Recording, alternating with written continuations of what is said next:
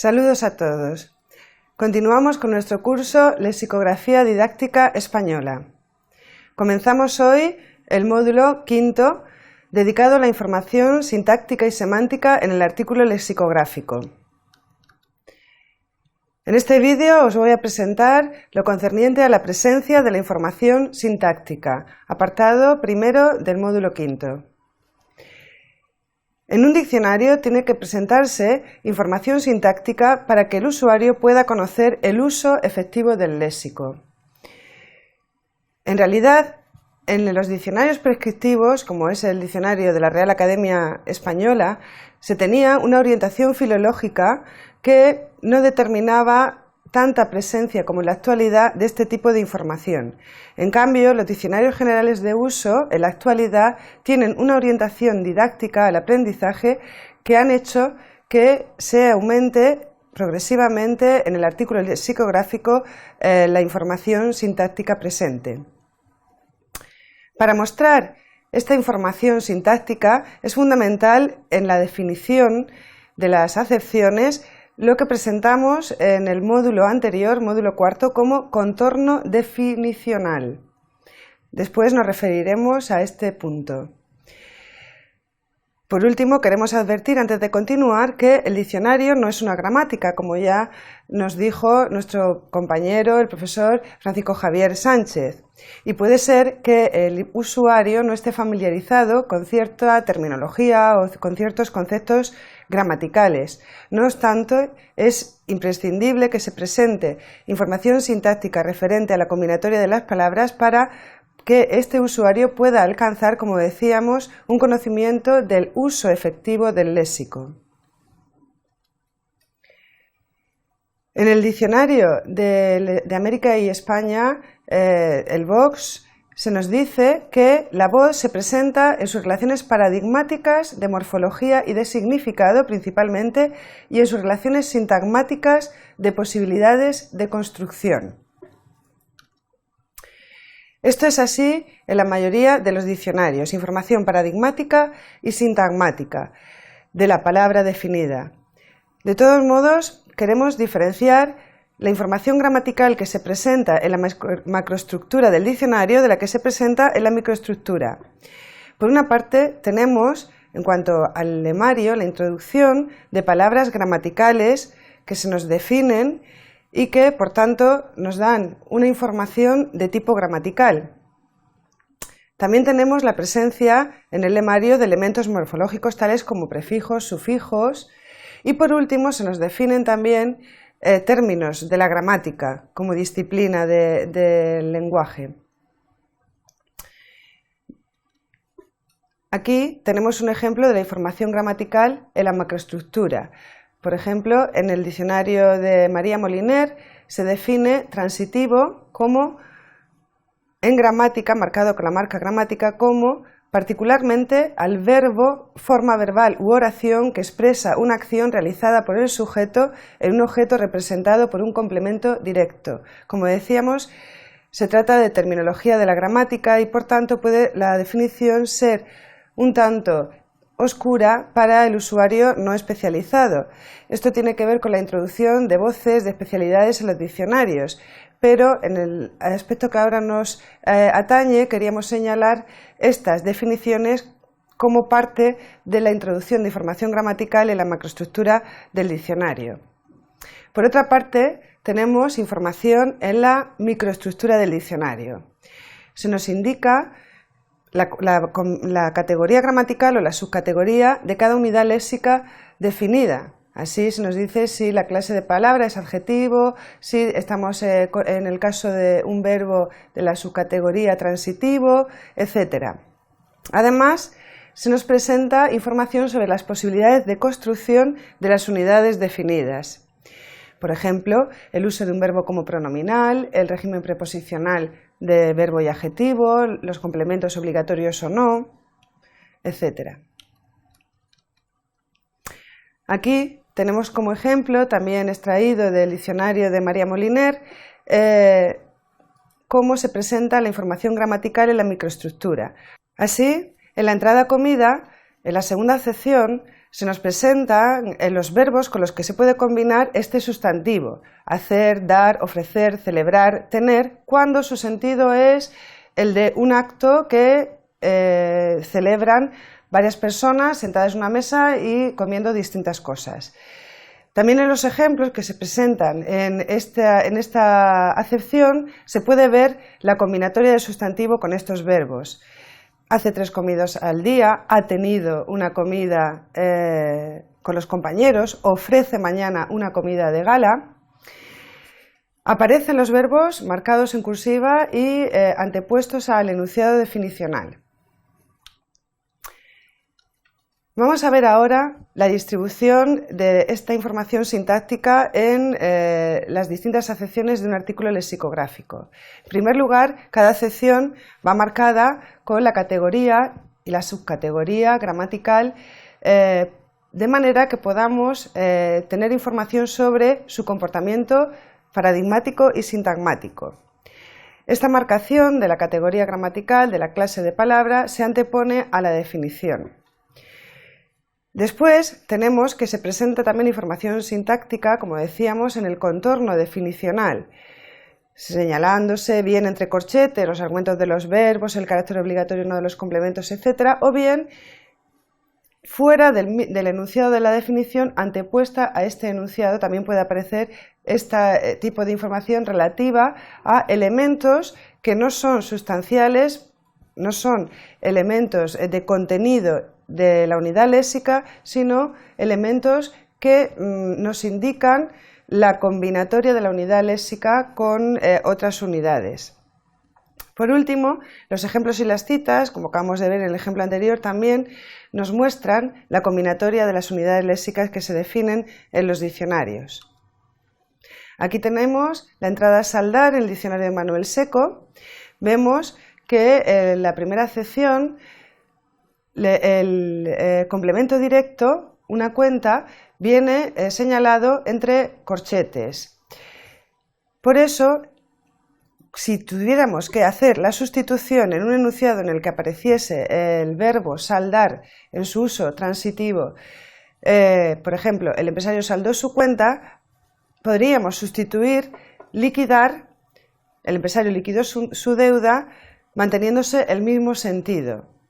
Vemos que no es necesario la presencia, por tanto, de estos elementos del contorno, en lo que se refiere al contenido. Este es otro ejemplo: aclarar, quedar el día, la noche, el tiempo, el cielo, sin nubes. Si hacemos la sustitución, sabemos que el DEA prefiere la definición de tipo sinonímico, tenemos el tiempo no quedaba sin nubes. Si sustituimos, aclaraba en la cita que se nos presenta en esta entrada. Como vemos, insistimos, no se presenta en estos contornos nada más que información sintáctica, no de contenido de la unidad. La separación de acepciones en el diccionario de Manuel Seco sigue un criterio sintáctico. Ya vimos que se agrupaban las distintas acepciones según su categoría sintáctica. De todos modos, a veces este criterio sintáctico para separar acepciones lleva a repetir el mismo significado en una entrada. Así, en fermentar tenemos 2 acepciones del verbo, una para su uso como verbo intransitivo, otra para su uso como verbo transitivo, que en realidad representan el mismo significado. Simplemente se nos indica que se tienen construcciones sintácticas diferentes para estas acepciones. Podemos observar que los distintos diccionarios no coinciden en la información sintáctica que presentan. El diccionario de Manuel Seco, como decimos, que tiene gran presencia de información sintáctica en sus artículos lexicográficos, define la acepción octava de mandar como ejercer a alguien, señalado entre corchetes, parte del contorno información sintáctica, la autoridad sobre alguien o algo, que sería el complemento sobre o en, y además dice que se puede usar también esta acepción sin complemento. En cambio, mandar, en el diccionario de la Real Academia, en su uso intransitivo, no presenta ninguna información sobre estos elementos sintácticos de los que se da cuenta la definición que aparece en el DEA. En algunos diccionarios, los elementos del contorno, como es en el caso del diccionario de la Real Academia, no aparecen integrados en la definición, sino que aparecen fuera del enunciado definidor. Aquí lo vemos en las acepciones tercera y cuarta de Maduro. Dicho de una persona, entrada en años, y en la acepción cuarta del ámbito geográfico Nicaragua, dicho de una herida o de un grano que está infectado. En el caso del diccionario de María Moliner, tenemos que los elementos del contorno vienen marcados con una pequeña flecha, como vemos aquí en la entrada abstener, cuando al definirse se antepone a alguien, hacer que alguien se contenga de hacer cierta cosa, esta pequeña flecha. También se nos da otro tipo de información sintáctica, y es la construcción preferente de este uso de abstener. No se usa con sujeto de persona. En el diccionario del español actual se nos da información de la transposición o traslación categorial, del uso absoluto de un verbo transitivo, de la colocación o construcción preferente, y de todo esto se nos da cuenta en las advertencias al lector que preceden al diccionario. Aquí tenemos los mismos ejemplos que en esta parte introductoria del diccionario se presentan. En el DRAE podemos contrastar que a veces no se presenta esta información sobre construcción preferente, como por ejemplo ocurre en el DEA. Frente a la acepción novena B de mano en el diccionario de Manuel Seco, buena o mala mano, en el que se indica que es frecuente la construcción tener o darse buena o mala mano, el DRAE no presenta ningún tipo de información, simplemente la incluye como una forma en la que se combina habitualmente mano con el adjetivo buena. Información sobre construcción preferente también podemos encontrar en el diccionario clave. Lo vemos al final de la entrada a regatear, que se incluye un apartado dedicado a explicaciones sobre el uso de las palabras, en la que se nos informa que este verbo, cuando se usa en su acepción tercera, ahorrar o escatimar, se usa más en expresiones negativas. Por ejemplo, no regateo esfuerzos para conseguir aquel premio. El ejemplo que se presenta es precisamente una construcción negativa. También se nos informa en los diccionarios de las colocaciones. Las colocaciones son combinaciones estables de dos o más palabras que ha fijado el uso.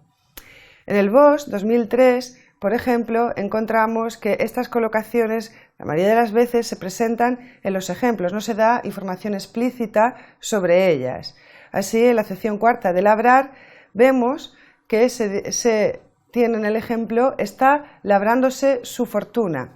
En este caso es cierto que en la definición podemos encontrar precisamente este sustantivo marcado entre paréntesis junto a otros como elemento con el que se combina habitualmente el verbo labrar.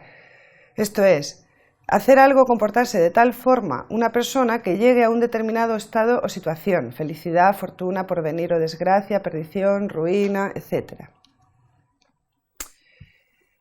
En los verbos es importante que se nos dé información sobre su régimen preposicional. Por ejemplo, en el diccionario de María Moliner, en la acepción tercera de soñar, encontramos la definición desear vivamente algo que se expresa y se nos presenta como ejemplo sueña con una moto o con hacer ese viaje. Podemos intuir que la construcción preposicional de este sentido del verbo es con la preposición con, pero lo deducimos a partir del ejemplo. En otros casos, como en el del DRAE, vemos que del mismo modo la información no está explícita, sino que se sigue presentando en el ejemplo. Vemos la acepción cuarta de soñar, anhelar persistentemente algo, en el ejemplo soñar con grandezas.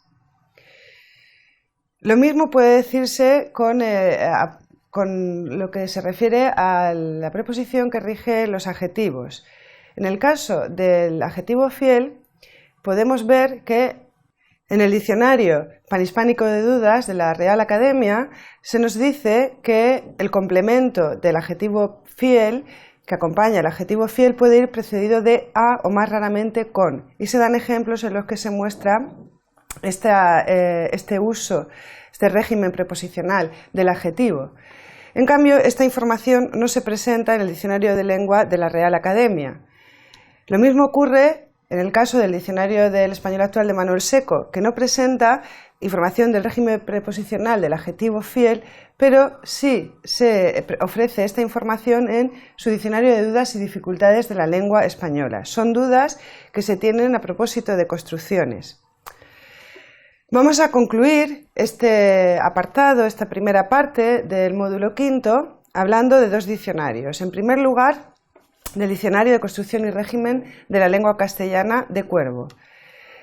Este diccionario, que se publicó por primera vez en 1886, estaba inconcluso en el momento de su publicación y debido al fallecimiento del autor se pospuso su terminación hasta 1995, en que se culminó la obra. Es un diccionario con una dimensión histórica.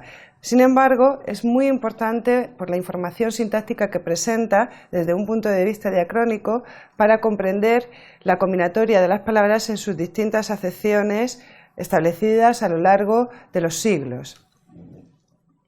Por ejemplo, en este diccionario de construcción y régimen se nos define acorde, en la acepción tercera, poner acordes, los instrumentos, templarlos, y se trata por tanto de una acepción del verbo transitivo, y se nos indica el régimen preposicional de este verbo, con a para expresar el sonido o instrumento con el cual se pone otro en consonancia.